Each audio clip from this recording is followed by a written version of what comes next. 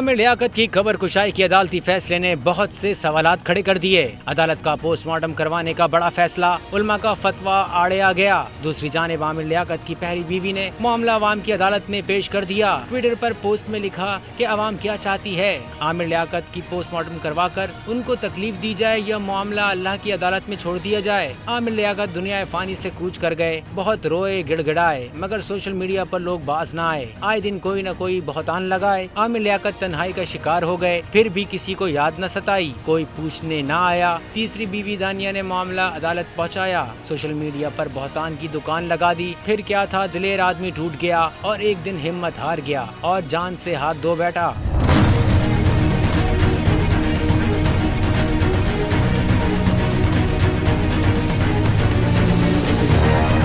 کراچی کی عدالت نے ڈاکٹر عامر لیاقت حسین کا پوسٹ مارٹم کروانے کا حکم دے دیا۔ عدالت نے پوسٹ مارٹم سے متعلق درخواست منظور کرتے ہوئے پولیس کو میڈیکل بورڈ بنانے کی ہدایت جاری کر دی۔ دوسری جانب عامر لیاقت کی پہلی بیوی بشرا نے عدالت کے فیصلے پر سماجی رابطے کی ویب سائٹ ٹویٹر پر ٹویٹ کرتے ہوئے کہا کہ یہ لوگ کہاں تھے جب عامر کو ان کی سب سے زیادہ ضرورت تھی۔ عامر کو تنہائیوں میں ڈالنے والے اب بھی ان کو مزید اذیت دینا چاہتے ہیں۔ پوسٹ مارٹم سے روح کو تکلیف ہوگی۔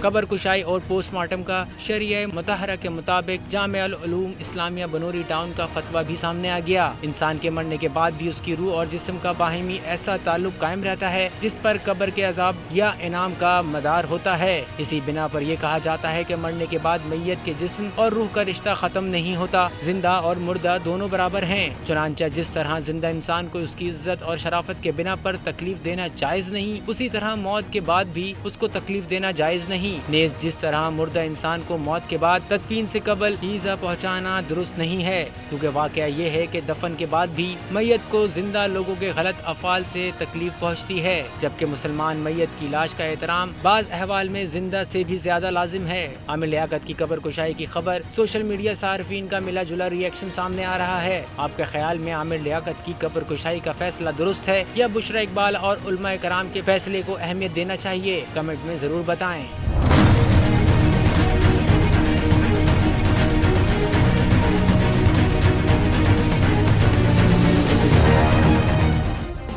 سبسکرائب کریں اور بیل دبائیں تاکہ کوئی خبر رہ نہ جائے۔